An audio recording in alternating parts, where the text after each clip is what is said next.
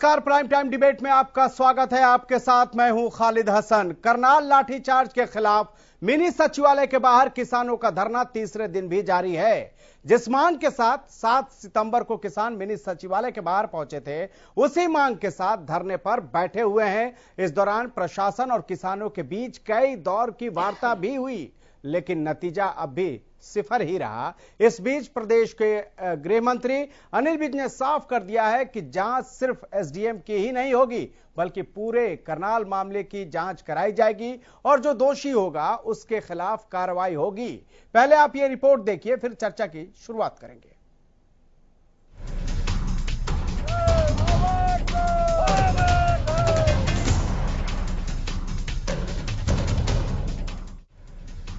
28 अगस्त को करनाल में किसानों पर हुए लाठीचार्ज का मामला अब सिर्फ कानून व्यवस्था बनाए रखने के लिए लाठी भाजने का मामला नहीं रह गया है, बल्कि अब एक विकराल रूप धारण करता जा रहा है। लाठीचार्ज के बाद तत्कालीन एसडीएम आयुष सिन्हा का वो वायरल वीडियो जिसमें उन्होंने किसानों के सिर फोड़ने का हुक्म दिया था, वो अब प्रशासन के लिए जी का जंजाल बन गया है। इसी वीडियो के आधार पर किसान सरकार से आयुष सिन्हा पर न सिर्फ एक्शन लेने की मांग कर रहे हैं, बल्कि उनको बर्खास्त कर उन पर हत्या का मुकदमा भी चलाने की मांग कर रहे हैं। इसी मांग को लेकर किसान पिछले 3 दिनों से करनाल के मिनी सचिवालय के बाहर धरने पर बैठे हुए हैं। इस बीच प्रशासन और किसानों के बीच 4 दौर की वार्ता हुई, लेकिन इस वार्ता से कुछ भी निकलकर सामने नहीं आया। पिछली रात आप लोग 2 रात है जो उसमें जो अपना हमारी मांग पूरी करते हैं, अपना उड़ता है, अपने बॉर्डर संभाल लेंगे जाकर। इतने नहीं अपना उड़ता हमारे करती मांग, इतने अपना उड़ता रहेगा। तो आज बातचीत हो सकती है, आपको लगता है? कल भी हुई थी। आज मान लेंगे हम, तो आज चले जाएंगे अपने बॉर्डर पे। पहली रात नहीं थी हमारी, ये तो पूरे पिछले 9 महीने से रास्ते हम सड़क पर गुजार रहे हैं, अच्छा वो दिल्ली के बॉर्डरों और लगातार 2 रास्ते करनाल के अंदर होगी। जब तक ये सरकार ये प्रशासन नहीं मानेगा, ऐसे ही रास्ते कटेंगे, ऐसे ही दिन कटेगा। इस बीच पंजाब से भी किसान धरना स्थल पर पहुंच रहे हैं और धरने पर बैठे किसानों के लिए न सिर्फ लंगर की व्यवस्था कर रहे हैं, बल्कि अपने साथ भी खाने पीने की चीजें लेकर आ रहे हैं, ताकि धरने पर बैठे किसानों को कोई दिक्कत न हो। किसानों की सेवा करने के लिए आए हैं, जहां तक हो सका हम किसानों को पूरा योगदान देंगे। किसी भी तरह की उनकी हेल्प की जरूरत पड़ेगी, हम जरूर करेंगे। हम किसानों के साथ खड़े हैं। तो यहाँ पर क्या लेकर आए हैं? हम यहाँ पे सेबों की पेटियां लेके आए हैं किसानों के खाने के लिए। उधर धरने के दौरान करनाल में एक खूबसूरत नजारा भी देखने को मिला, जब किसानों को रोकने के लिए लगाए गए जवानों को किसान खाने पीने की चीजें बांटते नजर आए। भले ही सरकार ने कानून व्यवस्था बनाए रखने के लिए किसानों के सामने जवानों को खड़ा कर दिया है, लेकिन किसान बार बार यही संदेश दे रहे हैं कि किसान भी अपने हैं और जवान भी अपने हैं। अगर कुछ उनका अपना नहीं है तो वो है कृषि कानून। उधर किसान नेता गुरनाम सिंह चडूनी ने साफ कर दिया है कि जब तक उनकी मांगे पूरी नहीं होंगी, वो धरना स्थल से हिलेंगे नहीं। ये मेरा तो ख्याल है हमारे साथ वो हुई होगी जो सिंघू बॉर्डर पे हुई है। इतनी आसानी से शायद ये मानने वाले नहीं हैं, लेकिन उठने वाले तो हम भी नहीं हैं। अब ये कब मानेंगे कब नहीं मानेंगे पता नहीं है, लेकिन जब तक नहीं मानेंगे तब तक हमारी लड़ाई जारी रहेगी। एक तरफ किसान लाठीचार्ज के आदेश देने वाले अधिकारियों पर कार्रवाई की मांग कर रहे हैं। मृतक किसान के बेटे के लिए सरकारी नौकरी के साथ ही 25 लाख रुपए की मुआवजे की मांग कर रहे हैं, तो दूसरी तरफ प्रदेश के गृह मंत्री अनिल विज ने साफ कर दिया है कि जो जायज मांगे होंगी उसे ही मानी जाएगी। किसान करनाल में आंदोलन कर रहे हैं, उनका प्रजातांत्रिक अधिकार है और हमारे अधिकारी उनके साथ लगातार वार्ता भी कर रहे हैं। संवाद किसी भी प्रजातंत्र का अभिन्न अंग होता है, लेकिन जो जायज मांगे होंगी वही मानी जाएगी। वहीं गृह मंत्री अनिल विज तत्कालीन एसडीएम आयुष सिन्हा का बचाव करते हुए नजर आए। उन्होंने कहा कि किसी के कहने पर किसी को फांसी नहीं चढ़ाया जा सकता। विज ने कहा कि सबके लिए कानून एक समान है गृह मंत्री ने कहा कि जांच सिर्फ एसडीएम की ही नहीं होगी, बल्कि पूरे करनाल एपिसोड की होगी। जो दोषी होगा उस पर कार्रवाई की जाएगी, चाहे वो किसान ही क्यों ना हो। अब हम किसी के कहने से किसी को फांसी पे तो नहीं चढ़ा सकते कि देश का आईपीसी अलग है और किसानों का आईपीसी अलग है, ऐसा तो नहीं हो सकता। और सजा जो दी जाती है हमेशा दोष के अनुरूप दी जाती है, और दोष पता करने के लिए जांच करानी पड़ती है। हम निष्पक्ष जांच कराने के लिए तैयार हैं, लेकिन हम खाली एसडीएम की नहीं करवाएंगे, हम सारे करनाल एपिसोड की करवाएंगे। उसमें अगर किसान दोषी होंगे, उनके नेता दोषी होंगे, तो उनके खिलाफ भी जो कार्रवाई बनती होगी वो हम करेंगे। एक तरफ करनाल में किसान और प्रशासन आमने सामने है, तो दूसरी तरफ सरकार ने किसानों को सौगात दी है। प्रदेश सरकार ने गन्ने के भाव में 12 रुपए की बढ़ोतरी की है।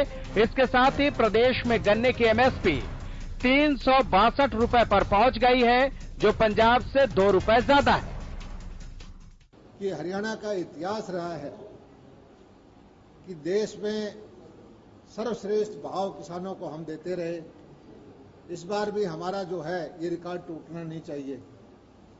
पंजाब ने पिछले 4 साल से 310 रुपए पंजाब में भाव था, 1 रुपया नहीं बढ़ाया।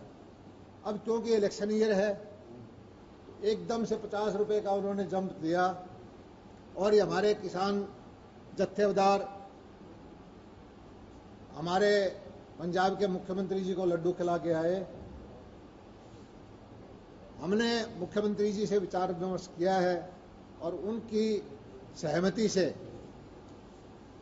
हरियाणा का जो पिछले साल गन्ने का 350 रुपए रेट था और पंजाब ने 360 रुपए कर दिया है इलेक्शन ईयर होने की वजह से, हम 362 रुपए इसको डिक्लेयर करते हैं। पंजाब से 2 रुपए ज्यादा होगा, सारे देश में सबसे ज्यादा होगा। किसान आंदोलन के बीच गन्ने की कीमतों में बढ़ोतरी कर सरकार ने किसानों को खुश करने की कोशिश जरूर की है, लेकिन प्रति क्विंटल सिर्फ 12 रुपए की बढ़ोतरी, ऐसा लगता है जैसे ऊंट के मुंह में जीरा। Bureau report, Haryana news. चर्चा को आगे बढ़ाएंगे, लेकिन उससे पहले आज के जो मेहमान हैं उनसे आपको मिलवा देते हैं। आजाद सिंह पंवार, किसान नेता, हमारे साथ जुड़ गए हैं। सर, स्वागत है आपका। विजेंद्र नेहरा, प्रवक्ता बीजेपी के, हमारे साथ जुड़ गए हैं। सर, आपका भी स्वागत है। वेणु अग्रवाल, प्रवक्ता कांग्रेस के, हमारे साथ जुड़ गई हैं। मैम, आपका भी स्वागत है। और अमनदीप सिंह, प्रवक्ता इनेलो के, जुड़ गए हैं। सर, आपका भी स्वागत है। लेकिन आजाद सिंह, एक तरफ आप लोग करनाल प्रकरण की जांच की मांग कर रहे हैं, एसडीएम के खिलाफ कार्रवाई की मांग कर रहे हैं, एसडीएम को सस्पेंड करने की मांग कर रहे हैं, लेकिन दूसरी तरफ आज जो गृह मंत्री का बयान आया है उसको देखते हुए ऐसा लग रहा है कि जो आप लोगों की मांगे हैं वो सरकार आसानी से मानने को तैयार नहीं है। अब क्या करेंगे? सरकार कहने का मतलब ये है कि ये आपने सुना होगा 3 प्रकार की हट होती है। एक तो राज हट, तिरिया हट है, बाल हट है।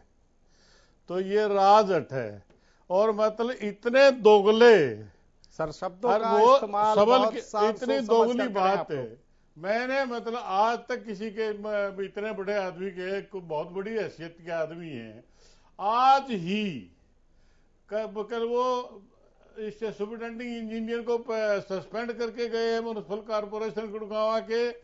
उसकी कोई जांच नहीं हुई, उसकी कोई सुनवाई नहीं हुई। बगैर कोई सुनवाई करते ही मतलब ये है कि मेयर ने की शिकायत या पार्षदों की शिकायत के ऊपर उसको सस्पेंड कर दिया गया। उसकी यूं नहीं पूछेगा वे क्या ये तने किया है, क्या आपने ये किया है ये। लेकिन एक तरफ मतलब ये कि एसडीएम क्या हुआ है भगवान, मतलब इतनी बड़ी चीज होगी कि मतलब वो नहीं कहा सिर फोड़ दो, सिर सीधम सीधा ये करे सिर फोड़ दो सिर। कोई संविधान का, कोई कानून का प्रावधान ये बता दे आगे कोई अधिकारी, पुलिस का अधिकारी हो या मजिस्ट्रेट हो, किसी को भी किसी कानून में, किसी संविधान में सिर फोड़ने का अधिकार हो, और वो उसके आदेश की पालना हुई और उसका सिर फोड़ दिया और परिणाम स्वरूप उसकी मौत होगी। और मतलब ये है कि आज भी मतलब इस बात के लिए मानने के लिए तैयार नहीं। इतनी बढ़िया तरीके से मतलब मैं कितनी तारीफ करूं। और दूसरी तरफ कृषि मंत्री जी आ रहे थे अब, ठीक है, मतलब ये है कि मैं उनके से मुझे हमदर्दी है, जो बीजेपी के प्रवक्ता है उनसे एक बड़ा एहसान किया है। 1/3% बढ़ोतरी गन्ने के रेट में करके बहुत बड़ा एहसान किया पब्लिक के ऊपर। मतलब ये है कि 100 विजेंद्र नेहरा जी, ठीक है सर, विजेंद्र नेहरा जी, 3 दिन आज करनाल में आंदोलन के हो गए, अब तो 2 मुहासों पर आपको लड़ना पड़ेगा। एक मुहाज तो यहां हो गया करनाल में, दूसरा दिल्ली के बॉर्डर पर जो बैठे हुए हैं, टिकरी बॉर्डर की बात कर लें, या और दूसरे बॉर्डर पर जो हरियाणा की जमीन पे बैठे हुए हैं। अब तो 2-2 जगहों पर 2-2 चुनौतियां हैं। कुंडली में भी बैठे हुए हैं। खालिद जी, आवाज ठीक से आ रही है आपको? बिल्कुल सर। देखिए खालिद जी, सबसे पहले तो माननीय प्रधानमंत्री जी की अध्यक्षता में भारत सरकार ने जिस तरह से रबी की फसलों में 40 रुपए से लेकर के अगर 400 रुपए तक, हम सरसों की अगर बात करें तो 400 रुपए उससे बढ़े हैं, तो 40 रुपए से लेकर के 400 रुपए तक जो रबी की फसलों पे एमएसपी बढ़ाई है, उसके लिए माननीय प्रधानमंत्री जी को हम आभार प्रकट करते हैं और जो देश के और प्रदेश के किसान हैं उनको हम बधाई देते हैं। दूसरा, आज गन्ने का भाव जो हरियाणा सरकार में पहले भी सर्वाधिक था और अभी भी सर्वाधिक है पूरे देश भर के अंदर। हरियाणा प्रदेश एक ऐसा प्रदेश है जो सबसे ज्यादा 362 रुपए प्रति क्विंटल के हिसाब से गन्ने का रेट हमने आज भी तय कर दिया। पहले भी हमारा 350 था, उस समय भी पूरे देश के अंदर सबसे नंबर 1 हरियाणा था। हरियाणा देखिए खालिद जी, 10 फसलों को एमएसपी पे खरीदने वाला हरियाणा प्रदेश पूरे देश के अंदर पहला राज्य है। हमारे साइड में पंजाब है हमारा पड़ोसी, और राजस्थान है, सिर्फ 2 फसलों को एमएसपी पे खरीदते हैं, वो भी राज्य सरकार नहीं खरीदती, भारत सरकार खरीदती है। दूसरा, एमएसपी और मंडी को खालिद भाई हम पहले से मजबूत कर रहे हैं। हाँ, मैं आ रहा हूँ उसी पे आ रहा हूँ सर, उसी पे आ रहा हूँ। 2022 तक किसान की आमदनी को खालिद भाई हमें डबल करना है। आज 1.5 गुना फसल की लागत का हम किसान को दे रहे हैं। और लाठीचार्ज की, बल प्रयोग की जो आप बात कर रहे थे, जो वर्तमान प्रकरण चला हुआ है, देखिए 2 प्रकरण हुए हैं पिछले दौरान खालिद भाई, आप बहुत समझदार व्यक्ति हैं। एक पंजाब के मोगा में किसानों के ऊपर लाठीचार्ज हुआ, उनके सरों को फोड़ दिया गया, बुरी तरह से उनको मारा, निर्दोष किसानों को मारा, बिना किसी कारण के उनकी पिटाई हुई मोगा में, पंजाब में। और एक हरियाणा प्रदेश के करनाल के अंदर जब पुलिस के ऊपर कच्ची से हमला हुआ तो मामूली बल प्रयोग पुलिस को करना पड़ा। तो आप दोनों प्रकरण में देख लीजिए, साफ राजनीति समझ में आती है। पंजाब के मोगा में शांति है, वहां पे कुछ नहीं हुआ। ठीक है, वेणु अग्रवाल जी, कांग्रेस पर जवाब ले लेते हैं। खालिद भाई सुनिए, मोगा वाले प्रकरण पर जवाब ले लेते हैं। खालिद भाई खत्म कर रहा हूं, सुन लीजिए। जल्दी से। पंजाब के अंदर राजेवाल जी जाके कैप्टन अमरिंदर जी के मुंह में लड्डू खिला रहे हैं कि आपने मोगा में बहुत अच्छा काम किया, और हरियाणा प्रदेश के अंदर ये आंदोलन कर रहे हैं कि आपने बहुत गलत काम किया। ये इनकी राजनीति साफ तौर पर इसमें दिखाई दे रही है। ठीक है, वेणु अग्रवाल जी, दोहरी नीति क्यों? करनाल में लाठीचार्ज पर हल्ला और मोगा में लाठीचार्ज पर चुप्पी क्यों?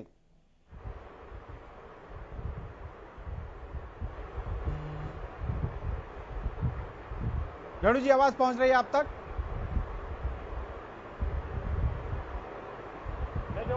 शायद वेणु अग्रवाल तक हमारी आवाज नहीं पहुंच रही है। अमनदीप सिंह, प्रवक्ता इनेलो के भी हमारे साथ बने हुए हैं। अमनदीप सिंह जी, करनाल में जो हालात है, जो सूरत हालात है, वो पूरा प्रदेश देख रहा है, और 3 दिन हो गया आज, 3 दिन से वहां पे इंटरनेट बंद है, पुलिस पूरी तरह से तैनात है, और दूसरी तरफ जो किसान हैं वो अपनी मांगों को लेकर डटे हुए हैं। ये कब तक इसी तरह से चलता रहेगा करनाल में?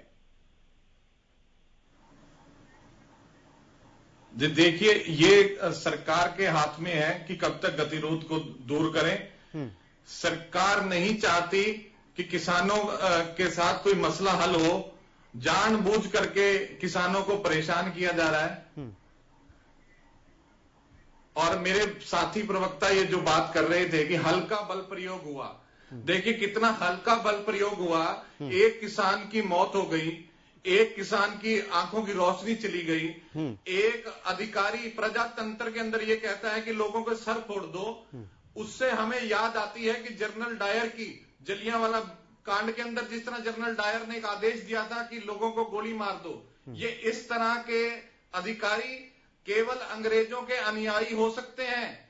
ये काले अंग्रेज जो अंग्रेज छोड़ करके चले गए, ये उनका राज है, और अंग्रेजों का राज भी तबाह हुआ था, इनका राज भी तबाह होगा। इन्होंने कभी भी अंग्रेजों के खिलाफ आवाज नहीं उठाई। ये अंग्रेजों की जो नीतियां हैं उन पर चलते हैं। अंग्रेज चाहते थे पूंजीपतिवाद भारत में बढ़े, आज ये उसकी तरफ चल रहे हैं। अंग्रेज हिंदू मुसलमान को लड़ा करके फूट डालो राज करो की नीति पे चलते थे, आज भारतीय जनता पार्टी उस पर चल रही है। इन काले अंग्रेजों के राज को भी पहले किसान पुत्र जैसे भगत सिंह, शहीद सुखदेव, राजगुरु रामप्रसाद बिस्मिल, लाला लाजपत राय जैसे किसान पुत्रों ने खत्म किया। आज भी किसान पुत्र इन काले अंग्रेजों का राज खत्म करेंगे। ठीक है, वेणु अग्रवाल जी हमारे साथ जुड़ गए हैं। वेणु अग्रवाल जी, अगर चाहे, ठीक है सर, अभी अमनदीप सिंह जी आपके पास आते हैं। जरा वेणु अग्रवाल जी भी हमारे साथ जुड़ गई हैं, इनसे जरा सवाल कर लेते हैं।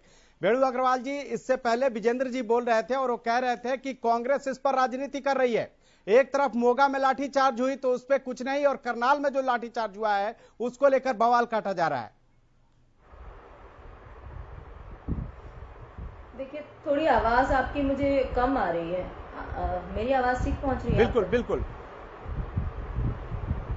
हेलो, ठीक है। देखिए, जो कहते हैं ना कि जब नाश मनुज पर छाता है पहले विवेक मर जाता है, तो अब केवल इस सत्ता के नाश के दिन आ गए हैं। और जिस तरह से ये लोग आए दिन किसानों पर तो कर ही रहे हैं अन्याय, हर वर्ग के ऊपर जैसे ये अन्याय कर रहे हैं, और आज जैसे इन्होंने जनता में त्राही त्राही मचा कर रख दी है, हर कोई इनसे दुखी है, तो कहीं ना कहीं अब आज इनकी सत्ता जाने वाले दिन आ गए हैं और इनको अलर्ट हो जाना चाहिए। और बात करते हैं जो हम जिस बात के लिए आज बैठे हैं डिबेट करने के लिए, कि जो लाठीचार्ज इन लोगों ने करवाया और जो हमारे किसान भाई की निर्मम हत्या वहां सरकार द्वारा, सरकार के आदेश द्वारा, प्रशासन द्वारा की गई, एक बहुत ही निंदनीय कार्य है।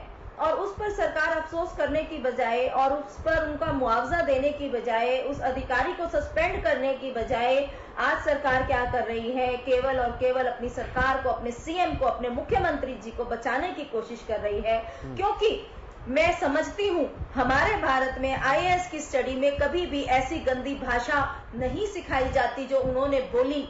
वो जुबान उनकी जरूर थी, पर जो शब्द थे वो हमारी सरकार के थे, वो हमारे मुख्यमंत्री जी के थे। और उसलिए अपने बचाव के लिए आज ये जो इतना बड़ा वो ड्रामा रच रहे हैं सरकार, जो किसानों को इतना परेशान कर रखा है, 1 साल से बेचारे आंदोलन पर बैठे हैं, लेकिन सरकार उनके लिए कोई हल निकालने को राजी नहीं है।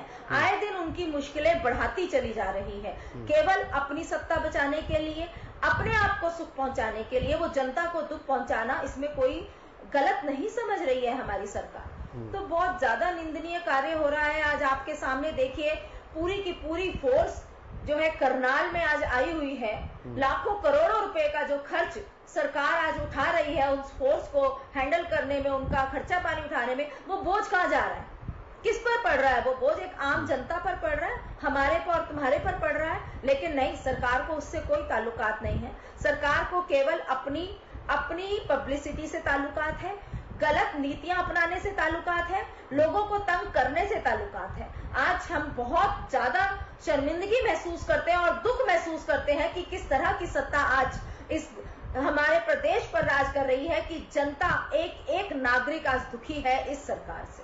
ठीक है विजेंद्र जी, क्या सरकार इस प्रकरण को सुलझाने के लिए विवेक का इस्तेमाल नहीं कर रही है? जैसे कि वेणु जी ने कहा कि जो आपने दोहा सुन ही लिया, उसको मैं नहीं दोहराना चाहता, लेकिन क्या इसको सही से नहीं सुलझाया जा सकता? जिस तरह से जो किसान हैं वो कार्रवाई की मांग कर रहे हैं, अगर कार्रवाई की मांग कर लें और किसान जो जिसकी मौत हुई थी लाठीचार्ज के दौरान, उसके बाद, तो उसको लेकर अगर उसकी मांगे मान ली जाए तो समस्या का समाधान हो सकता है और किसान वापस जा सकते हैं। देखिए खालिद भाई, पहली बात तो ये कि अभी कांग्रेस की प्रवक्ता ने जो मोगा लाठीचार्ज है पंजाब के अंदर, उसका कोई जवाब नहीं दिया। वो कह रही थी हम शर्मसार हैं। बिल्कुल आपको शर्मसार होना ही चाहिए। बिल्कुल आप लोगों को ये सोचने पे चिंतन करना चाहिए कि आपने पंजाब में लाठीचार्ज क्यों करवाया। इससे पहले भी कांग्रेस ने, चाहे वो मध्य प्रदेश की बात हो, चाहे भजनलाल के समय हरियाणा प्रदेश की बात हो 1998 में, आपने गोली चलवाई है डायरेक्ट किसानों पर, उनको शहीद करवाने का काम किया है। और हमारे जो भाई इनेलो के कह रहे थे, उनकी बात का जवाब दे दूं कि काले अंग्रेज गोली चलवाते थे, तो सबसे पहले तो काले अंग्रेज हरियाणा प्रदेश के अंदर ओपी चौटाला है। उन्होंने सरेआम 9 किसानों को गोली से उड़ाने का आदेश दिया था। कंडेला कांड के अंदर, महम कांड के अंदर किसानों को शहीद करवाया था। तो जो किसानों पर गोली चलवाते थे, आज वो किसानों पर हल्का बल प्रयोग करने के विषय में जिस तरह से उपद्रव और तांडव कराने के लिए किसानों को उकसाने का काम कर रहे हैं, जरूर उनको शर्मसार होना ही चाहिए। दूसरा विषय खालिद भाई, वर्तमान समय के अंदर ये जो विषय है कृषि कानूनों वाला, मैं लगभग 1 साल से हम लोग चर्चा इस विषय में कर रहे हैं। माननीय सर्वोच्च न्यायालय ने इन कृषि कानूनों पर रोक लगा रखी है। वर्तमान समय में ये कृषि कानून अस्तित्व में नहीं है और कोर्ट की रोक के कारण इनका अस्तित्व खत्म हो चुका है। जो मामला सर्वोच्च न्यायालय में चला हुआ है, जिसपे कोर्ट ने रोक लगा रखी है, आप पहली बात तो उस विषय को लेकर के आंदोलन कर रहे हैं, तो उसका कोई तर्क बनता नहीं है। दूसरा, जिन प्रावधानों पे आपको आपत्ति है, दिक्कत है और परेशानी है, आपको बार बार बोला कि उनको बताइए, उनका समाधान करने के लिए हम लोग तैयार हैं। दूसरा, अगर ये कॉन्ट्रैक्ट फार्मिंग को खराब बताते हैं तो मैं इनको बताना चाहूंगा कि आज भी 15 प्रदेशों के अंदर कॉन्ट्रैक्ट फार्मिंग हो रही है। 2006 से ये शुरुआत हुई थी, कांग्रेस प्रदेश से, पंजाब से शुरुआत हुई थी। भूपेंद्र सिंह हुड्डा जी ने स्वयं कहा है 2007 में कॉन्ट्रैक्ट फार्मिंग को हरियाणा प्रदेश के अंदर मैं लेके आया। इसके साथ साथ एमएसपी और जो मंडी की लिखित गारंटी ये कह रहे हैं, आज भी एमएसपी जो है हम मजबूत कर रहे हैं उसको। मंडी सिस्टम के लिए 1 लाख करोड़ रुपए भारत सरकार ने प्रावधान किया है। लेकिन सर एमएसपी के लिए दोनों जारी है। सर एमएसपी के लिए तो खुद जो संघ के जो संगठन है, किसान संगठन, वो भी सड़कों पे उतरे हुए 8 सितंबर को। उन्होंने भी ये मांग की है। उन्होंने कहा कि सिर्फ 2 ही राज्य को इसका फायदा है, पूरे देश के लोगों को फायदा नहीं हो रहा है। कौन कौन से 2 राज्यों को फायदा है जी? हरियाणा और पंजाब, और आप भी कहते हैं। हाँ, मैं यही सुनना चाह रहा था आपसे। जब आज समस्त लोग ये कह रहे हैं कि हरियाणा प्रदेश एक ऐसा प्रदेश है जहां सर्वाधिक फसलों को 10 फसलों को एमएसपी पे खरीद रहे हैं, लेकिन कानूनी गारंटी मांग रहे थे ना सर। सुन तो लीजिए सर, आप सवाल करके सुन लीजिए धैर्य से। 83 लाख मीट्रिक टन गेहूं को पिछले हमने सीजन के अंदर 1975 रुपए एमएसपी के ऊपर 16,000 करोड़ रुपए से अधिक की राशि डायरेक्ट किसान के अकाउंट में हमने पेमेंट की है। तो हरियाणा प्रदेश के किसान को कहां दिक्कत है? मुझे लगता है कहीं दिक्कत नहीं है। दूसरा, मैं बताना चाहूंगा, चाहे चौधरी छोटू राम हो, चाहे चौधरी देवीलाल हो, चाहे चौधरी महेंद्र सिंह हो, खालिद भाई सुनिए, उन्होंने सबने कहा था किसान के लिए बाजार खोलिए। हमने बाजार खोला है और किसान के हित में खोला है। ये तीनों कृषि कानून किसान के हित में है और किसान की आमदनी को हम बढ़ाएंगे। विजेंद्र जी जरा किसान नेता की बात सुन लीजिए, आजाद सिंह की। अमनदीप जी आपके पास आते हैं। बंधु छोटू राम जी का नाम लिया आपने। उन्होंने 1938-39 में हरियाणा पंजाब मंडी बोर्ड एक्ट का वो उन्होंने बनाया था, गठन किया था। और उसके बाद मतलब ये है कि सारी फसल जो है बिचौलियों को बाहर निकाल के मंडी में आके बिकेगी, ये रेगुलेट किया था। इस बात का शोषण से बचाने के लिए कि भाई मतलब ये है जो मजबूर किसान थे उनके खेतों में खरीदार पहुंच जाते थे। उसके बाद आप एक मिनट ध्यान से सुन लीजिए। खेतों में पहुंच जाते थे, जो पैसे मांगता होता था एडवांस लेना पड़ता था, उनकी मजबूरी थी, किसान के अकाल वगैरह पड़ जाते थे तो सच्चाई के साधन कम थे। उसको रेगुलेट करने के लिए मंडी की थी कि भाई खुली बोली लगाओ, अरे जिसमें मतलब ये है कि भाई बोली में ज्यादा थे वो खरीद ले। आज एक तो आप वो सुविधा छीन रहे हैं जो आज से 80-90 साल पहले मतलब अंग्रेजों के राज में, और सुनो, अंग्रेजों ने उसको मान्यता दी।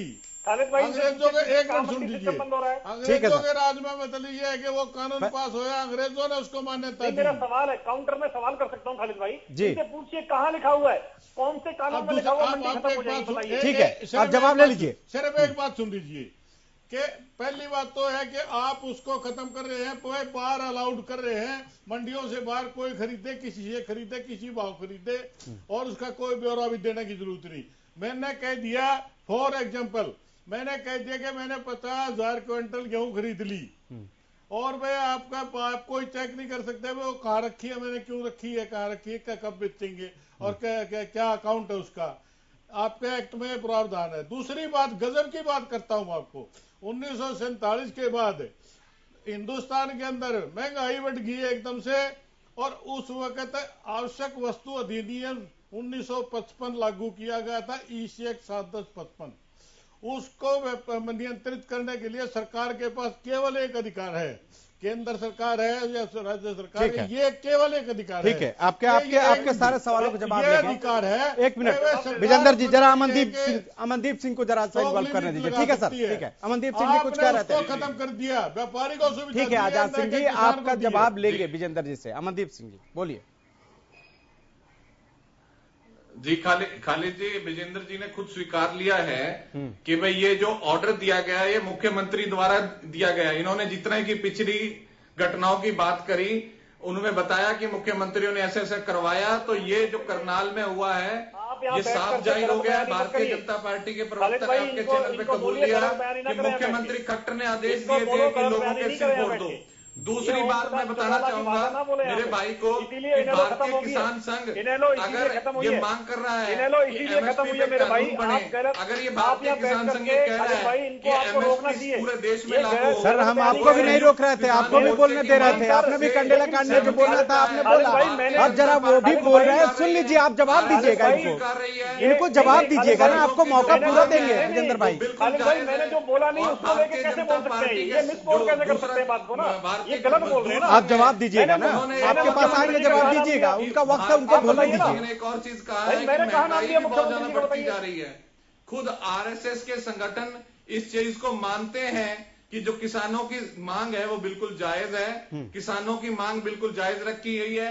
और मेरा साथी प्रवक्ता भाई ये कह रहे थे कि 2022 तक किसानों की आमदन दुगनी होगी, लेकिन जितनी बढ़ोतरी कर रहे हैं अगर परसेंटेज में देखें तो 1% भी नहीं बन रहा, 1% का भी तीसरा हिस्सा बन रहा है और आमदनी दुगनी करने की बात कर रहे हैं। इनका जो विज्ञान है, इनका जो गणित है वो यही भाई जाने।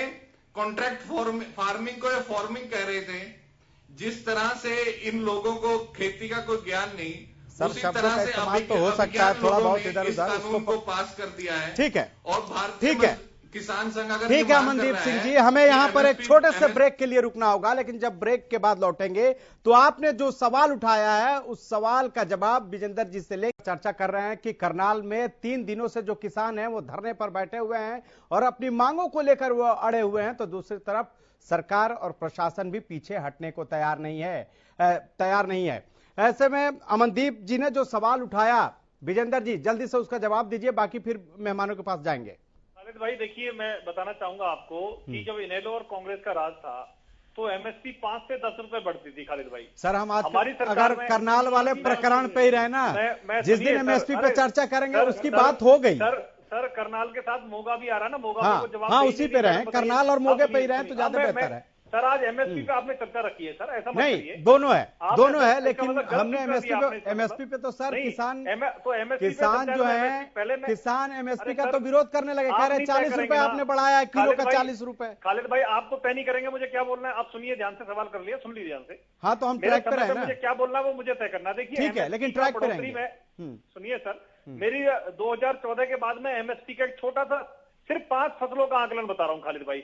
बाजरे का रेट 2014 में जब हम आए थे 1250 रुपए प्रति क्विंटल था, आज 2250 रुपए प्रति क्विंटल, बढ़ोतरी हुई है 7 साल में 1000 रुपए की। सरसों 3000 थी, आज 5050 रुपए हो गई है, बढ़ोतरी है 2050 रुपए की। कपास 3500 थी, 2000 रुपए बढ़ा के आज हमने 5500 रुपए कर दिया अपने शासनकाल में। गेहूं 1300 रुपए था, आज हमने 2015 का रेट कर दिया 715 रुपए बढ़ाए हैं। और धान का रेट 1200 रुपए था, 740 रुपए हमने 7 साल में बढ़ाए हैं, आज 1940 रुपए हमने रेट कर दिया। यानी 70 साल के अंदर धान का रेट पहुंचा 1200, 70 साल के अंदर गेहूं का रेट पहुंचा 1300 और आज हमने उसको लगभग डबल कर दिया है। बल्कि बाजरा, सरसों और कपास से तो हमने डबल से भी ज्यादा रेट बढ़ा दिया है। दूसरा मैं बताना चाहूंगा इनको कि इनके समय में खालिद भाई, इनके समय में फसल खराब होने पर मुआवजा 1 या 2 रुपए मिलता था, हमने उसको तय करके कर दिया 12,000 रुपए। और ये जो महाशय अभी बात कर रहे थे, अगर मैं इनका नाम लेके ये बोलूं कि ओम प्रकाश चौटाला जी इस तरह की बात कर रहे हैं तो वो गलत होगा। टीवी पे गंभीरता को बना के रखना चाहिए। दूसरा मैं बताना चाहूंगा, ओम प्रकाश चौटाला जी अभी जगह जगह कार्यकर्ता सम्मेलन कर रहे हैं, वो एक ही बात कहते हैं, अब की बार सरकार बना दो, तुम्हारी 7 पीढ़ियों का इंतजाम कर दूंगा। तो इस तरह से परिवारवाद और भ्रष्टाचार में जो पार्टियां हैं, चाहे वो कांग्रेस है, इनेलो है, इनको तो कोई अधिकार नहीं है। और दूसरा, किसानों पर गोली चलवाने वालों, लाठी नहीं चलवाते थे, सीधा गोली, डायरेक्ट गोली चलवाते थे। ऐसे लोग आज किसानों की जब बात करते हैं, इनको सत्ता से बाहर क्यों किया? किसने किया? किसानों ने किया। हमें देश के अंदर, प्रदेश के अंदर दोबारा मौका किसने दिया? किसानों ने मौका दिया। हम किसानों के आशीर्वाद से आई हुई सरकार है, खिलाफ बैठ गए हैं सड़कों पर।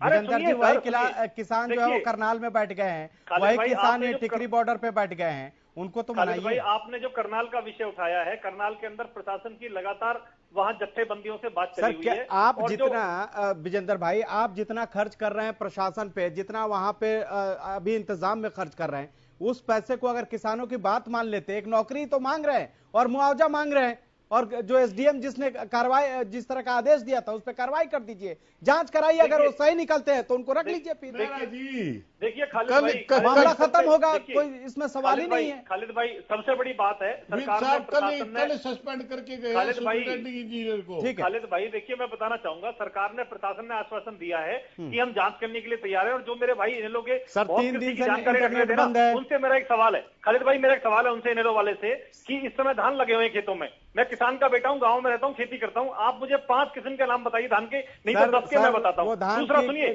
बात छोड़ दिए, 3 दिन से इंटरनेट बंद है करनाल में, लोगों को दिक्कत हो रही है, मैसेज नहीं आ रहा है, लोगों को दिक्कत हो रही है, कब तक और इंतजार करेंगे लोग? विजेंदर जी वो सब बातें छोड़िए। दूसरा मेरा सवाल मेरे साथी से ये है कि गेहूं के 1 एकड़ में कितना बीज जलता है, मुझे बता दीजिए। इस समय कपास खेत में लगी हुई है, कपास के अंदर जो टैटी होती है उसमें कितने बीज निकलते हैं, उसको क्या कहते हैं, मुझे बता दीजिए। अरे भैया, अब सुन लीजिए, कागजी लोग, अब सुन लीजिए, अमनदीप सिंह जी जवाब दीजिए। ठीक है विजेंदर जी, आपने जो सवाल उठाया जवाब सुनिए, जवाब सुनिए, बोलिए। मैं रहता हूँ, आज भी खेती करता हूँ। अमनदीप सिंह जी बोलिए, विजेंदर जी प्लीज।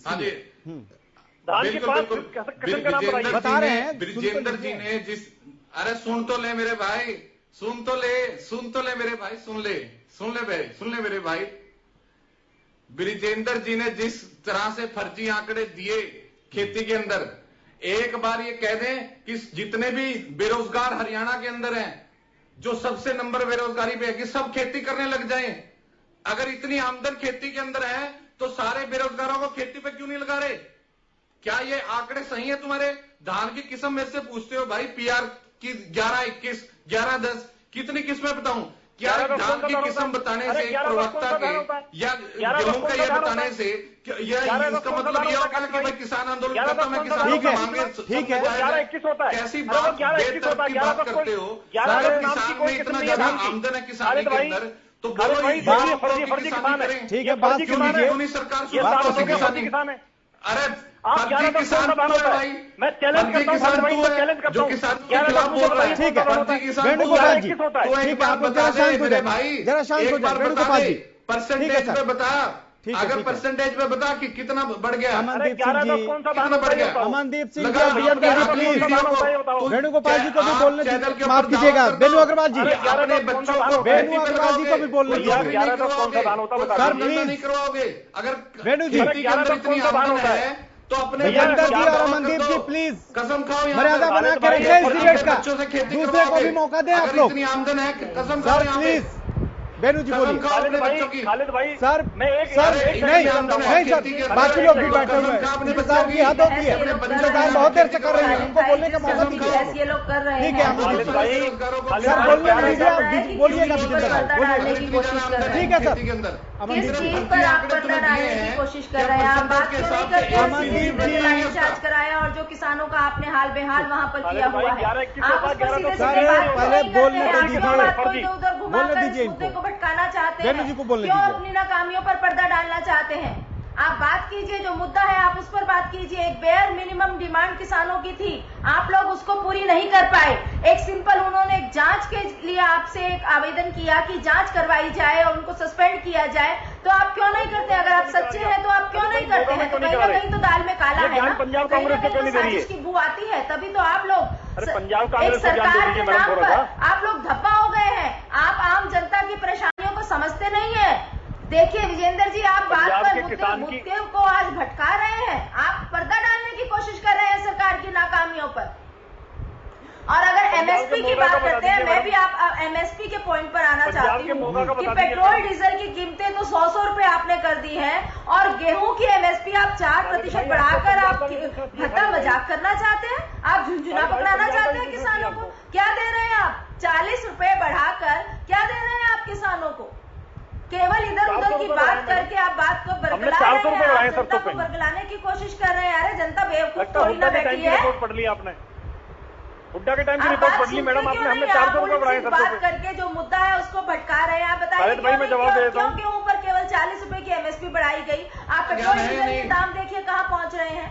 एक साल के अंदर पेट्रोल 22% महंगा हुआ है, खाद्य तेल 58% महंगा हुआ है और गैस रसोई गैस 47% महंगी हुई है। क्यों नहीं बात आप भी आंकड़े सुन लीजिए, आंकड़े गिना रहे थे तो सुन तो लीजिए। इतना समय थोड़ी लेते हैं सर, आपको भी पूरा समय था। आप बात सुनिए, अब आप भी आंकड़े देख लीजिए जो आप 7 साल पहले जब आप लोग चाहते थे कि 2100 रुपए नहीं, आपको सबसे ज्यादा मौका है। नग्न होकर प्रदर्शन करते थे। आज रेट को 2100 नहीं ला पाए हैं। बातें करते हैं आप पंजाब के बारे में, मोगा के बारे में पूछिए ना। आपने जनता को ठीक है, हम हरियाणा में है तो ज्यादा हरियाणा में ही फोकस रखेंगे ना। वोट के लिए जनता को वो भी सवाल पूछ लिया है किसानों को भी। अच्छा, नहीं जवाब नहीं मिला ना, पूछिए ना, जवाब लीजिए ना सर। तो आप ही जवाब ले लीजिए ना, आप भी तो। मैं ले रहा हूँ मोगा लाठीचार्ज का बताइए मैडम, जवाब ही नहीं है मैडम के पास। ठीक है। अरे ब्रिजेंद्र खालिद जी, हाँ खालिद जी, इनसे पूछिए कि खेती में इतना प्रॉफिट है तो भाजपा क्यों नहीं अनाउंस करती कि सारे बेरोजगार खेती करने लग जाएं, ये करवा दें। ठीक है, विजेंद्र जी जवाब दे दीजिए। अमनदीप जी ने जो सवाल उठाए करवाएंगे, कोई नौकरी करवाएंगे अगर इतनी ज्यादा आमदन है भाई। हर तरह से झूठ बोलते हैं। अगर खेती में इतना ही फायदा है तो बेरोजगारों को खेती में लगा दीजिए, यही सवाल पूछ रहे हैं। देखिए खालिद भाई, बेरोजगार जो युवा हैं वो बहुत अधिक मात्रा में खेती की तरफ जुड़े हैं। उसके पीछे कारण एक है कि हमने जिस तरह से भावांतर भरपाई योजना चलाई है, जिसमें फल फूल सब्जी, हमारे जो किसान हैं जो भाई अब फल फूल सब्जी की खेती करते हैं, उनको हमने गारंटी से रेट तय करके दिया। 20 प्रकार के फल फूल और सब्जी हैं जिसके हमने रेट तय किया, उससे कम में अगर मंडी में बिकेगा तो भावांतर भरपाई योजना के तहत उसके जो रेट की भरपाई है वो हम करेंगे। मैं उदाहरण के तौर पे 8 रुपए किलो मान लीजिए हमने प्याज का रेट किया, 4 रुपए किलो मंडी में बिकती है तो 4 रुपए की भरपाई हरियाणा सरकार करेगी। हमने मछली पालन को, पशु पालन को और फल फूल सब्जी के ऊपर हमने, चाहे मौसमी का है, चाहे आम का है, अमरूद का है, अगर वो बाग लगाता है तो हमने उसको 2.5 लाख रुपए तक हमने सब्सिडी देने का, खालिद भाई हमने, मैं जवाब दे रहा हूँ भैया, खालिद भाई हमने सब्सिडी देने का प्रावधान किया है। और जहां तक मैडम की बात थी, मुझे ऐसा लगता है इन्होंने, मैडम ने कोई कांग्रेस के समय की सूची पढ़ दी है। मैडम को शायद सरसों पे 400 रुपए बड़े दिखाई नहीं दे रहे। ये तो कांग्रेस के टाइम की कोई लिस्ट पढ़ दी है इन्होंने। 400 रुपए बढ़ाए मैडम सरसों पे, आपको दिखना चाहिए कम से कम। गन्ने का पूरे देश के अंदर, लेकिन 2014 से पहले मैडम सुनिए, 50 रुपए लीटर ही मिलता था। मैडम सुनिए, आपको मैडम देखिए, गन्ने का रेट हरियाणा प्रदेश सर्वाधिक देता है। देखिए मैडम सुन लीजिए, अपने समय पे बोलना मैडम सुन लीजिए, अपने समय पे बोलना। खालिद भाई इनको रोकिए, अब आप रोकिए। खालिद भाई मुझे रोक रहे थे आप, आंकड़ों के खेल में आप उलझा दे। खालिद भाई रोक लीजिए जरा, मुझे रोक रहे थे आप, बीच में मत बोलिए। अरे सुनिए मैडम सुनिए, मैं बताना चाहूंगा। मैडम देखिए, मैं 2-3 चीजें आपको विशेष तौर पर बता देता हूँ। एक तो हरियाणा प्रदेश आपको गर्व होना चाहिए क्योंकि आप भी हरियाणा में रहती हैं। हम 10 फसलों को MSP पे मैडम खरीदते हैं। दूसरा, 72 घंटे से अगर पेमेंट लेट होती है खालिद भाई, अगर 72 घंटे से पेमेंट, मैडम सुन लीजिए, आपके बीच में नहीं बोल रहा मैं, 72 घंटे से अगर पेमेंट लेट होती है तो 12% का ब्याज देने वाला हरियाणा प्रदेश पहला प्रदेश है। 1 करोड़ से ज्यादा हमने राशि दी है। दूसरा, हरियाणा प्रदेश चावल की सीधी तकनीक करने पे 5000 रुपए देता है और चावल के तौर पे अन्य फसलों को बोता है अगर कोई किसान, तो हम 7000 रुपए प्रति एकड़ के हिसाब से उनको देते हैं। इसके साथ साथ हरियाणा प्रदेश गन्ने में सर्वाधिक पैसा देता है। इसके साथ साथ हम चाहे, देखिए खालिद भाई, इनको खुशी होनी चाहिए, इनको तो खुशी होनी चाहिए खालिद भाई कि हरियाणा, अरे मैडम सुन लीजिए, मैडम आपको खुशी होनी चाहिए कि हमने अपने शासनकाल के अंदर 6000 करोड़ रुपए किसानों को मुआवजे के तौर पे दिया फसल खराब होने पे। आप पंजाब ने 2000 करोड़ नहीं दिया, आप क्यों नहीं उठाती मैडम बात हमारी वहाँ पंजाब में जाके। दूसरा, मैं आपको बताना चाहूंगा, हमारे यहाँ 4650 की जो आजाद सिंह जी, हमारे यहाँ इतनी सारी योजनाएं और इतने फायदे गिना रहे हैं विजेंद्र जी की किसानों के लिए हरियाणा सरकार कर रही है, लेकिन बावजूद किसान क्यों नहीं समझ रहा है? विजेंद्र जी, खालिद भाई मैं देखिए, मैं गाँव में, इनको बोलने दीजिए, किसान नेता को भी बोलने दीजिए। आप तीनों जो है सियासी पार्टियों से प्रवक्ता बोल चुके, किसान नेता को भी बोलने दीजिए विजेंद्र जी। मैं खालिद भाई एक सेकंड में खत्म कर रहा हूँ। मैं खालिद भाई फरीदाबाद जिले के सागरपुर गांव में रहता हूँ, खुद खेती करता हूँ, किसान हूँ मैं तो सर इतना बार आपने बताया, आपके गांव का एड्रेस मुझे पता चल गया है। मैं आपका काम की बात बता रहा हूँ, जरा सुन लीजिए इनको। किसान खाद होता था एक, उसका जब 15 रुपए का एक कट्टा होता था, यूरिया 25 रुपए होता था। मैं जवाब देता हूँ सर, पहले बात पूरी होने, समझ गया मैं आपका सवाल, समझ गया। आप सुनिए, उस वक्त आप सुन तो परीक्षा में नहीं बैठे हैं विजेंद्र जी, गेहूं का रेट 65 और 71 2 रेट हुआ करते। आज आप कह रहे हैं 2000 रुपए, मतलब फकर कर रहे हैं, उसका औसत लगा लीजिए 1000 का कट्टा है। DAP का 1200 रुपए का कट्टा है, 200 रुपए कम बता रहे हैं सर। 1200 रुपए। यूरिया का क्या है?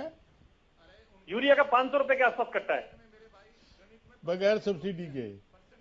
अरे सर, मैं आप किसान नेता होकर के बताइए, आपको ये जानकारी नहीं है। 900 कुछ रुपए का। आपको यूरिया DAP की जानकारी नहीं, आपको पता है? करेक्ट कर देता हूँ, DAP नीचे होने के लिए होता है, यूरिया में बाद में डाला जाता है। अरे सर, आप मैं तो डाला है खुद, मैं तो खुद डाला है। सुन लीजिए सर, मैंने भी डाला है, मैंने भी कपास बोई हुई है, ज्वार बोई हुई है है, मैंने बाजरा बोया उस हुआ, वक्त मैंने मक्का बोई हुई है। डीएपी उस वक्त डीएपी चलन नहीं था, किसान खाता। एक छोटा सा जवाब दे देता हूँ खालिद भाई, डीएपी चलन जब 32 रुपए का कट्टा आया था, सुनते नहीं है बात को, शुरू में 32 रुपए का कट्टा आया था। अरे मैं बात सुन लीजिए, वर्तमान समय के अंदर जो डीएपी 1200 रुपए का था खालिद भाई, इनको पता होना चाहिए अंतरराष्ट्रीय स्तर पर कीमत बढ़ने के बावजूद वो 2400 रुपए का हो गया था। हम सब्सिडी डीएपी के ऊपर जो 500 रुपए दे रहे थे उसको बढ़ा करके हमने 1200 रुपए कर दिया। आज किसान को 1200 रुपए में डीएपी हम लोग दे रहे हैं, जबकि अंतरराष्ट्रीय स्तर पर उसकी कीमत अनुमान हम लगाएं तो 2400 रुपए बनती है, हमने सब्सिडी बढ़ा के 1200 रुपए की है। इसके साथ साथ मैं आपको बताना चाहूंगा कि हमने किसान को, देखिए फसल खराब होने के ऊपर पंजाब के अंदर 8000 रुपए मुआवजा मिलता है 1 एकड़ का फसल खराब होने का, हम 12000 रुपए देते हैं। पंजाब के अंदर 2 फसलों को एमएसपी पे खरीदते हैं, हम 10 फसलों को खरीदते हैं। पंजाब के अंदर बाजरा 1300 में बिकता है, हम 2250 में खरीदते हैं। आप बताइए ना कितना रेट है, कितना फर्क है। अमनदीप सिंह जी, $80 80 रुपए 80 रुपए और ये जो मेरे इंजीनियरों के साथी थे खालिद भाई 1010 कौन सा बीज होता है धान का, मुझे जरूर बता दीजिए। इनको बंद कराइए। मैंने तो 11 सुना भैया, मैं तो 11 बीज भी बता रहा हूँ, मैंने 11 सुना है, कौन सा बीज है, मैंने 11 सुना है भैया। सुनने की आदत डालिए आप लोग, मैंने खालिद भाई 11 सुना है, मैंने 11-10 नहीं सुना। बहुत अच्छे तरीके से डिबेट हो रहा है, सब बोलेंगे तो बहस का कोई अर्थ नहीं रह जाएगा, सार्थक बहस होनी चाहिए। ठीक है सर, विजेंद्र जी प्लीज अमनदीप जी को बोलने दीजिए, बोलने दीजिए। अरे माफी मांगनी चाहिए इनको, फर्जी किसान झूठ बोलते हैं। 11-10 कौन से किसान, सर वो किसान नहीं है अमनदीप जी, अमनदीप जी नेलो के प्रवक्ता है, वो किसान नहीं है। अरे तो प्रवक्ता को तो ज्ञान होना चाहिए ना। 11-10 कौन सा बीज है बताइए, 11-21 होता है, 11-21 होता है धान का। ठीक है वो जवाब दे रहे हैं ना, सुनिए तो, माफी मांगी है इसके लिए, सुनते क्यों माफी मांगी आप। अरे सुन तो ले, मैं अरे सुन ले मेरे भाई, सुन ले मेरी बात, ज्ञान की बात सुन ले, ज्ञान की बात। 11-10 कौन सा बीज होता है भैया, ये तो बता दो। किसान है, यूरिया डालते हैं, यूरिया, अरे सुन तो लो मेरे भाई, रुक तो जाओ 1 मिनट। खालिद जी, किसी 2 चीजों के पैमाने को अगर आपने नापना है तो एक परसेंटेज होती है। गणित में शायद विजेंद्र जी ने परसेंटेज नहीं पढ़ी, इनके सारे आंकड़े अभी फर्जी घोषित हो जाएंगे, इनसे परसेंटेज में बढ़ोतरी पूछिए और पिछली सरकारों की परसेंटेज के हिसाब से कंपेयर कर लीजिए, इनकी सबसे कम परसेंटेज है। जैसा किसान नेता आजाद सिंह जी समझाना चाहते थे कि किसी भी चीज में अगर बढ़ोतरी होगी तो परसेंटेज के हिसाब से देखी जाती है, कोई क्वांटिटी के हिसाब से नहीं देखी जाती। और दूसरी बड़ी बात, आपने उस बात का जवाब दे दिया कि मैं इंडियन नेशनल लोकदल पार्टी का प्रवक्ता हूं, ये ज्ञान की बात कर रहे हैं। ये बता दें, यूरिया डालते हैं, यूरिया का केमिकल फॉर्मूला बता दें। सर, केमिकल फॉर्मूला नहीं पता होगा, यहाँ वैज्ञानिक के तौर पे चीजें यहाँ जानने के लिए हम नहीं आए, पार्टियों के राय जानने के लिए बैठे हैं। अब आप उनसे सवाल करें, वो उनसे सवाल करें तो बेतुकी चीजें हो गई ना। हम बैठे हैं कि करनाल में जो समस्या है उसका समाधान क्यों नहीं हो रहा है, सरकार समाधान क्यों नहीं कर रही है, पार्टियों की क्या राय है, और आप लोग अलग अलग जा रहे हैं, एक दूसरे का यहाँ परीक्षा लेने आए हैं, यूपीएससी का एग्जाम दे रहे हैं क्या आप लोग यहाँ यूपीएससी का एग्जाम दे रहे हैं जो एक दूसरे से सवाल कर रहे हैं। अपनी पार्टी का राय रखिए कि राय क्या है। विजेंद्र जी सवाल सीधा यही है कि समाधान वहां क्यों नहीं हो रहा है। आखिर बार बार जो किसान 4 दौर की वार्ता हुई, किसान कह रहे हैं कि बार बार जो प्रशासक है, जो वहां के प्रशासन के लोग हैं, वो चंडीगढ़ बात करते हैं, वहां से उन्हें जो निर्देश आता है उस हिसाब से वो बात करते हैं, इसलिए समाधान नहीं हो रहा है। देखिए खालिद भाई, जहां तक आपने करनाल प्रकरण की जो बात की है, मैं आपको बताना सर इस समय ज्वलंत है, ये मुद्दा ज्वलंत है, आप समझिए। 5 जगहों पर 5 जिलों में इंटरनेट नहीं है, मैसेज नहीं है। आजकल इंटरनेट तो लोगों के जो आवश्यक चीजों में शामिल हो गया है। वहां लोग कैसे अभी सफर कर रहे होंगे, बच्चों के पढ़ाई से लेके और मनी ट्रांसफर से लेके पता नहीं क्या क्या लोग वहां पे ऑनलाइन पेमेंट करते हैं। कई समस्याएं वहां आ रही हैं। खालिद भाई आप तो मेरी बात सुन लीजिए ध्यान से। आप तो सिर्फ 5 दिन की बात कर रहे हैं। आप उन किसानों से जाके पूछिए जिनका रास्ता रोके बैठे हैं, फल फूल सब्जी बेचने वाले, जो दिल्ली में आके समाधान कराने की भी जिम्मेदारी आपकी की है ना। हो रहा है किसानों का ही हो रहा है सर, समाधान कराने की जिम्मेदारी आपकी की है ना। क्या चाहते हैं कि जो बॉर्डरों पे हो रहा है वही करनाल में भी हो, जो बॉर्डर पे किसान बैठे वही करनाल में भी बैठे रहे। खालिद भाई आप मुझे बताइए, क्या लटतंत्र से चलेगा क्या पूरा सिस्टम? ना खाता ना बही, जो हम कहेंगे वही सही, ना कोई जांच होगी ना इंक्वायरी होगी, अधिकारी को सस्पेंड करिए, उस पे मुकदमा दर्ज करिए और सारे काम इनके कहने से करिए। अच्छा विजेंद्र जी एक बात बताइए, विजेंद्र जी एक बात बताइए, एसडीएम को आपने कृषि कानून में पावर दिया है कि नहीं? दिया है ना आपने। लेकिन सुनो, वही एसडीएम अगर सिर फोड़ने का आदेश देगा, किसान उससे इंसाफ की कैसे उम्मीद लगाएंगे? खालिद भाई, हमने उसके साथ ये जो शंका है इसको भी दूर करने की जिम्मेदारी आपकी है कि नहीं? खालिद भाई, आप सवाल इतने करते हैं, आप जवाब देने का टाइम नहीं देते, सबसे बड़ी कमी है आपकी। आप एक सवाल कर लीजिए, उसके बाद मुझे जवाब तो देने का टाइम दीजिए। लेकिन आप सुन लीजिए सर, आप सुन लीजिए, अब मेरा बात सुन लीजिए। आप एक सेकंड बोलूंगा फिर बोल पड़ेंगे। सुनिए, देखिए एसडीएम के साथ साथ आपने 5 दिसंबर 2020 को जो हमने प्रस्ताव भेजा था, एसडीएम के साथ कोर्ट जाने का अधिकार हमने किसान को दे दिया था। मंडी से बाहर हमने आगे नहीं बढ़े, मानसून सत्र था, मानसून सत्र था, केंद्र सरकार चाहती तो उन प्रस्तावों को संशोधित कर सकती थी। क्या आपने खालिद भाई, आप मुझे ये बताइए, आप इतने पढ़े लिखे समझदार हो गए, मैसेज तो दीजिए किसानों को विजेंद्र भाई, मैसेज तो दीजिए कि हम आपके लिए काम कर रहे हैं। हमने आपको कहा कि गारंटी देंगे तो गारंटी दिया, एसडीएम से आगे जाने के लिए बात कही, वो हमने दे दिया। अब क्यों कर रहे हो आप? ये सब चीज क्लियर कीजिएगा तभी तो किसान मानेगा। नहीं, आप बोल लीजिए पहले। अरे भैया, आप मुझे एक चीज बताइए कि भारत सरकार ने एक लिखित प्रस्ताव भेजा, किसान संगठन उस पर सहमत होते तो हम संशोधन करते, वो सहमत नहीं हुए तो संशोधन नहीं हुए, और वर्तमान समय में तो कोर्ट ने रोक लगा रखी है, फिर किस बात का आंदोलन? और दूसरा, पंजाब सरकार तो कहती है विधानसभा से हमने रद्द कर दिया कानून, फिर पंजाब के किसान किस लिए विरोध कर रहे हैं? आप मुझे समझाइए जरा लॉजिक क्या है। और दूसरा, ये राजनीतिक लोग हैं, पंजाब में और यूपी में चुनाव, लेकिन जो प्रस्ताव वहां से पास होके आया है, क्या उस पर केंद्र ने मुहर लगाई है? जो प्रस्ताव पंजाब से, तमिलनाडु से, महाराष्ट्र से पास होके आए, उस पर क्या सरकार, केंद्र सरकार ने मुहर लगाई है? कृषि कानून के खिलाफ प्रस्ताव आए, कृषि कानून को वापस लेने को लेकर जो वहां प्रस्ताव हुए, पास किए गए, खिलाफ में। आप कैसी बात करते हैं? देश की चुनी हुई सरकार ने संसद के अंदर ये कानून बनाए, क्या वो सड़क पे बैठने से विधान हो जाएंगे क्या? सर, विधानसभा से अगर कोई चीजें जा रही हैं तो विचार करने का भी जरूरत पड़ता है कि नहीं? खालिद भाई, थोड़ा सा विवेक तो काम लीजिए। विधानसभा अपने अधिकार क्षेत्र में रद्द कर सकती है, भारत सरकार को थोड़ी प्रस्ताव भेज सकती है। उसमें भारत सरकार का कोई हक नहीं है। बिना प्रस्ताव भारत सरकार को प्रस्ताव विधानसभा प्रदेश क्या वो केंद्र से नहीं जुड़ा हुआ है? प्रस्ताव भेजेगी क्या? सर, केंद्रीय व्यवस्था है अपने यहाँ, विधानसभा भारत सरकार को प्रस्ताव भेजेगी क्या? है अपने यहाँ, मनमानी विधानसभा नहीं कर सकता। खालिद भाई सुनिए, मेरी बात सुनिए, विधानसभा नहीं कर सकता। अगर 16 राज्यों के किसी भी कानून में अगर आधे से ज्यादा राज्य पास कर दिए तो बाकी राज्यों को भी लागू करना होगा। अरे सर, वेणु जी लीजिए पहले। ठीक है वेणु भाई, एपीएमसी जो है ना, एग्रीकल्चर प्रोड्यूस मार्केट कमेटी, एक जो एपीएमसी है वो राज्यों का विषय है। राज्य चाहे तो लागू करें, चाहे तो ना करें, उनकी मर्जी। इसमें क्या विषय है? पंजाब ना करे, जिस राज्य को नहीं करना वो ना करे। जब राज्य कह रहे थे कि कृषि राज्य का विषय है, तब तो केंद्र ने बना दिया। खालिद भाई, तब तो केंद्र ने बना दिया कानून। जब राज्य का विषय था तब तो केंद्र ने बना दिया। खालिद भाई, ये ऑप्शनल है। कोई किसान पहले सिस्टम से जाना चाहे, जैसे मेरे अभी किसान साथी कह रहे थे, ठीक है, कि वो पुराने सिस्टम से मंडी में जाए ना। वेणु जी, लास्ट कमेंट, करनाल समस्या का समाधान कैसे होगा? विपक्ष कैसे देखता है इसको? एक छोटा सा पास करवा दो कि वे जो बाहर खरीदो चाहे मंडी में खरीदो, एमएसपी किसी नीचे नहीं खरीदेगा, झगड़ा। ठीक है वेणु जी, लास्ट कमेंट। देखिए, सुनिए खालिद भाई, इसका मैं जवाब देता हूं। खालिद भाई, इसका मैं जवाब देता हूं जल्दी से 10 सेकंड में।